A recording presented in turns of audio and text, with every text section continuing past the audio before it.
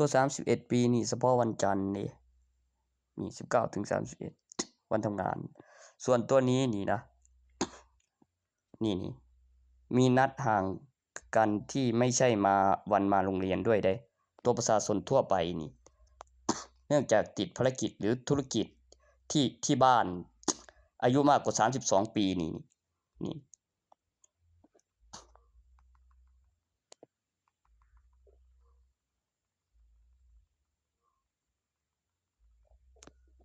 ตัวนี้นี่มาโรงเรียน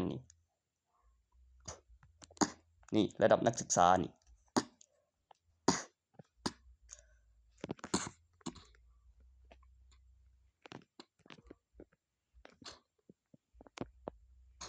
ที่หลังจากพ้นโทษไม่มีคดีซ้ำคดีซ้อนสถานีภูธรหรือสถานีตำรวจ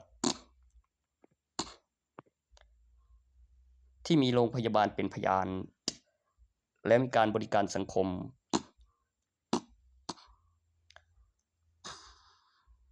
แล้วเวรเจ้าหน้าที่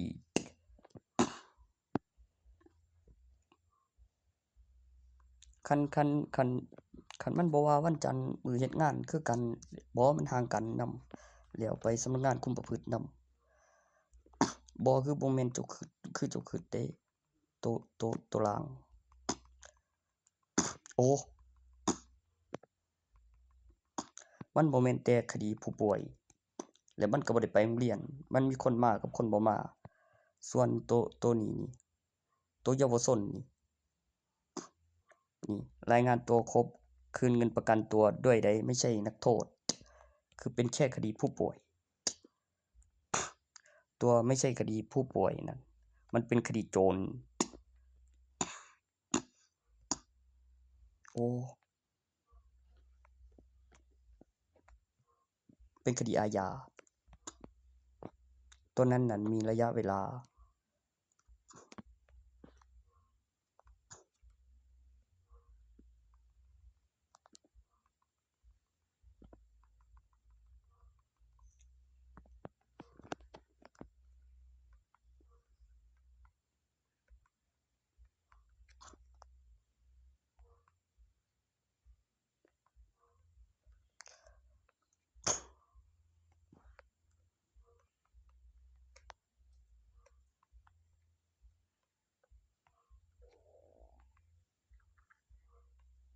มันต้องมีหลักฐานเอกสาร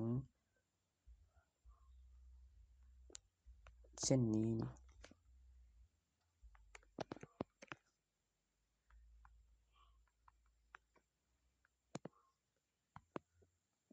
อยู่ในวัยภาคบังคับจบม.3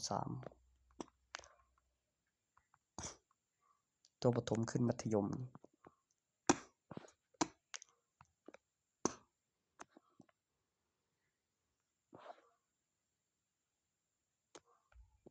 ตัวนี้อยู่ในวัยนักศึกษามหาวิทยาลัยขั้นตอนปริญญาที่ต้องเสกกิจกรรมวันมาโรงเรียนเพื่อไม่ให้หลงไม่ให้ลืม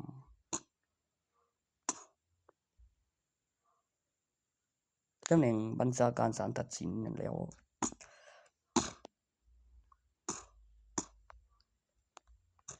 วก็หางานทำโอ้กระดาษเปล่าต่อจากใบทะเบียนบ้านกูใส่รูปบัตรฐานแล้วเอกสารกรอกแบบคือว่าแล้วปากกาใส่แล้วจนถึง24 ปีมีใบทะเบียนบ้านซื้อคนเดียวเนื่องจากมีเงินบำรุงรัฐบาลเป็นประกันมีคนมีเงินมีประกันชีวิตมีทุนมีกำไรแล้วก็มีสิทธิ์เลือกตั้งหารายจ่ายช่วยรัฐบาลเนื่องจากมีสิทธิ์เลือกตั้งต่างกับเยาวชนแล้วก็ตามพื้นฐานการขยายโตแล้วก็ถ่ายรูปโพสต์วันที่เขานัดสอบกูสอบผ่านอยู่สั่นหาว่ากูวาดรูปตีนใส่บ่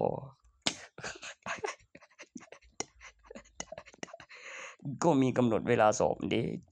ต่อจากใบทะเบียนบ้านว่าสันทหารเกณฑ์อายุ21มันจะสอบผ่านได้จังได เนื่องจากมีประสบการณ์และมากกว่า24ถึงจะมีใบทะเบียนบ้านมีชื่อคนเดียวได้ และมีบ้าน โอ้ ผมก็ไปกันผมมีได้หมายเรียกตัว แบบไม่ลุ้นไม่จับใบดำใบแดงไม่ใช่อายุ21ปีและมีหลักฐานสูงถึง160และมีบัตรประชาชนแล้วเรียกตัวเข้ารับการฝึกทหารเป็นใบราชการทหารตำแหน่งใบราชการตำแหน่งทหารผ่านฝึกใบเกียรติยศนะเป็นระยะเวลา2 ปีมีเงินสดเป็นเงินเดือนปีแรกปีถัดไปนะต้องหาที่บรรจุแล้วก็มีการสอบแล้วก็ไปเจอศาลปกครองของประกอบแบบพวกเอกสารประกอบของกฎหมายราคาของยุคสมัยธุรกิจแล้วก็อายุแล้วก็เจอ10 ปีหมายตามจับหลังจากหมายตามจับแล้วก็ยกฟ้องหรือเลิกติดตามคดีคือ10 ปีหรือหลบหนีมากกว่า10 ปีมันก็เลิกตามจับเมื่อสู้คดีถึงกำหนด10 ปีมันก็เลิกมันก็หยุดฟ้องหยุดสู้ในเท่าไหร่ก็เอาเท่านั้นเมื่อปิดคดีมีวันนัดเนื่องจากข้อกล่าวหาของคุณเจ้าหน้าที่แล้วก็ผู้ต้องหายังไม่ถึงนักโทษยังไม่ยอมรับและมีการสู้คดีแล้วไม่หนีตำรวจและไม่มีความผิดเกี่ยวกับสำนวนหลักฐานพยานรู้เห็นแล้วหลักฐานเวลาและจุดเกิดเหตุเพื่อความชัดเจนของกฎหมายแล้วก็เวรผู้พิพากษาทหารที่เข้าเวรแล้วก็ต้องถือเอกสารแล้วมีหลักฐานเวลาเป็นกล้องวงจรแล้วเขาก็จัดเวรมาตามระเบียบคือต้องไปเข้าเวรที่ศาลปกครองคดีไหนที่ตัดสินไม่ได้ก็ว่าตัดสินไม่ได้แล้วก็ต้องมีพยานอ่านเสียงของสำนวนเจ้าหน้าที่แล้วก็ต้องเอาเอกสารใบนำแล้วก็ข้อมูลที่ลงชื่อแล้วก็มีหลักฐานเวลาบิลวิดีโอแล้วก็ลงชื่อเข้าเวรวันนั้นแล้วว่าเป็นเวรผู้พิพากษาคนไหนแล้วอยู่ในกลุ่มใครแล้วก็ไม่มากกว่า6 คนแล้วมีห้องประชุมแล้วเกิดเหตุปะทะเรียกทนายแล้วผู้พิพากษาเวรตัดสินไม่ได้ก็ว่าตัดสินไม่ได้แล้วรอการตัดสินคำนวณจากผลพยานการตัดสินและความมหัศจรรย์และสิ่งที่เป็นไปได้เนื่องจากเอกสารสำนวนและมีผู้ต้องหากับเจ้าหน้าที่ที่มีข้อกล่าวหาว่ามีความผิดกับปฏิเสธข้อกล่าวหาของคุณเจ้าหน้าที่แล้วกลุ่มหัวข้อคดีและกำหนดเวลาแต่ละคดี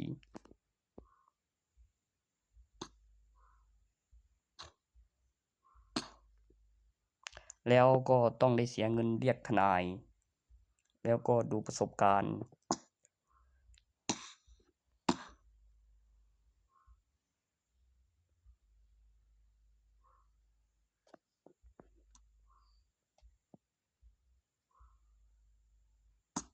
ก่อนจะเรียกทนายนั่นแหละเข้าสู้คดีแล้วตำรวจนั้นรู้กฎหมายแพ้ก็มีโทษชนะก็มีรางวัลคือพ้นโทษมีค่าเสียเวลา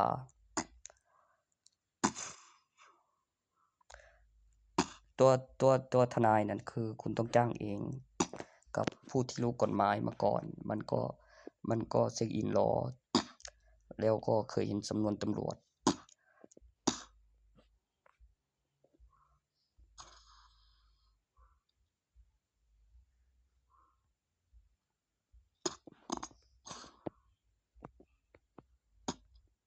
ตัวนี้ผู้กองต้องรับเอกสารแล้วผู้กองบิวเนี่ย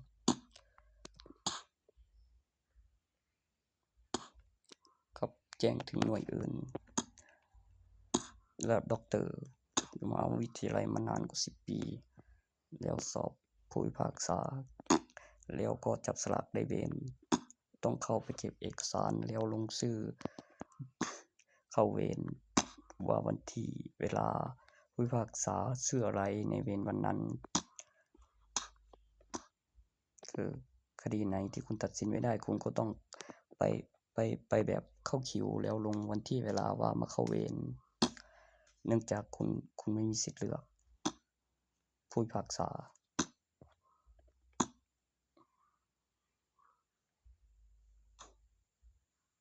กลุ่มละไม่เกิน6 คนและมีห้องประชุมโต๊ะทำงานในห้องแล้วก็มีระบบระเบียบ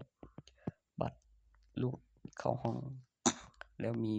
เวลาเปิดทำงานของศาลปกครองแล้วเวลาปิดแล้ววันหยุดแล้ววันประกันตัวแล้วยื่นเรื่อง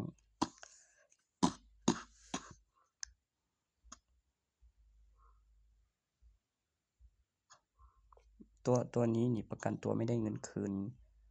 แล้วรอจากทางรัฐบาลก่อนตัวรายงานตัวครบได้เงินคืนไหมกับการรายงานตัวเนื่องจากตัวนี้นี่นะครับประกันตัวได้เงินคืนเป็นคดีผู้ป่วยตัวคดีโจรนะที่ต่างกับคดีผู้ป่วย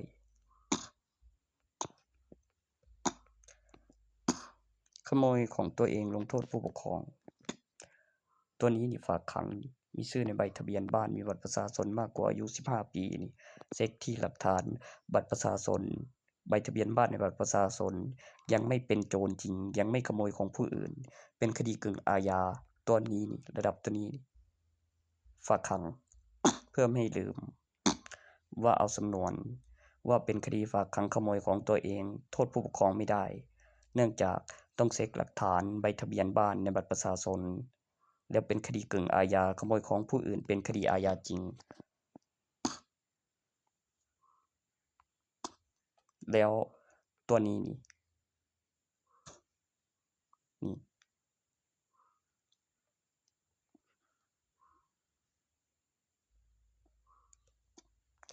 ที่ต่างกับตัวที่ได้ไปโรงเรียนมหาวิทยาลัยแล้วก็กิจกรรมทางโรงเรียนนี่วันนัดหมายมารายงานตัวที่สำนักงานคุมประพฤติก็มีโรงพยาบาลแล้วเจ้าหน้าที่ตำรวจก็มีที่สถานีแล้วส่งเอกสารที่สำนักงานคุมประพฤติว่าจบปิดคดีแล้วลงประวัติ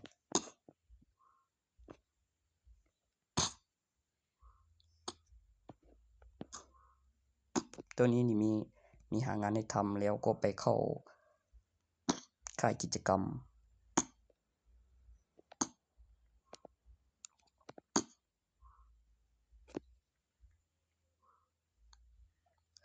หรือไม่ก็เนี่ยเกี่ยวกับอายุตัวชั่วอายุคนแล้วก็ที่ยังไม่ตอบต่อคือ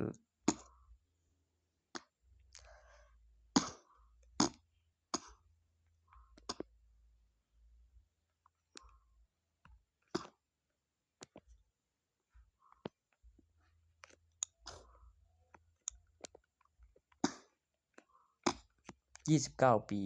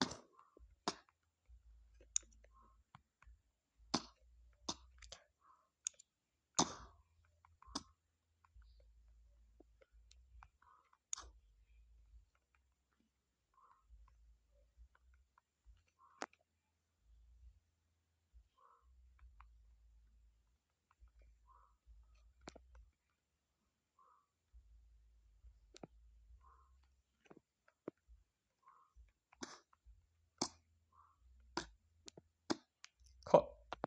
คือ ผลของวัย60 ปีขึ้นไปก็มีโอ้ยเป็นเอกด็อกเตอร์บอกเลยยังไม่ถึง60ฮะกูยังไม่รอด60 ปีกูจะได้ยังไงตอนนั้นมึงเข้าใจยังราชการที่10มันใกล้60เลยกูก็บอกอยู่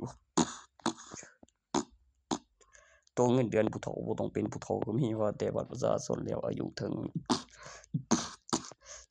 เด้อครับผมก็บอกอยู่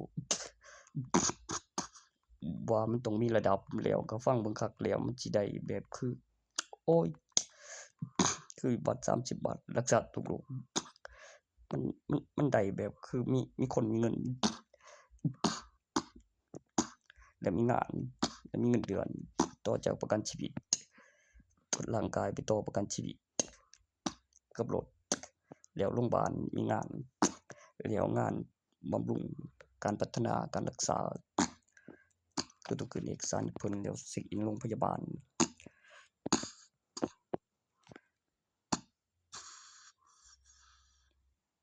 อิหยังวะปล่อยให้กูเฮ็ดบ่วะเพิ่นถ่ายรูปย้อนแล้วถ้าเช็กเอกสารกับระเบียบแล้วมีคนอ่านเอ่ยเสียงให้ฟังเน็บข้างหลักฐานพยานโอ้ไปดอก